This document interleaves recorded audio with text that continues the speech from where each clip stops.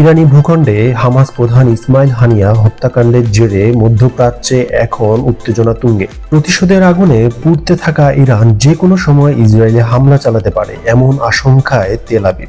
ইসরায়েলে এর আগেও হামলা চালাতে বারণ করেছিল আমেরিকা এবং তার মিত্র ইউরোপ, কিন্তু তাতে কান দেয়নি ইরান। এবারও ইরানকে কঠোরভাবে সতর্ক করল ওয়াশিংটন। বিভিন্ন গণমাধ্যমের বরাত দিয়ে বার্তা সংস্থাগুলো জানিয়েছে যে যুক্তরাষ্ট্র বলেছে যদি ইসরায়েলে ইরান হামলা করে তবে তার কঠোর পরিণতি ভোগ করতে হবে। সবকিছু উপেক্ষা করেও যদি ইরান ইসরায়েলে হামলা চালায় তবে তার মিত্রদের কঠোরভাবে প্রতিরোধ করার আহ্বান জানিয়েছে তেল আবিব। শুধু ইরানের হামলা প্রতিহত নয়, ইরানে পাল্টা হামলা চালানোর ক্ষেত্রেও মিত্রদের সহায়তা প্রত্যাশা করছে তেল আবিব।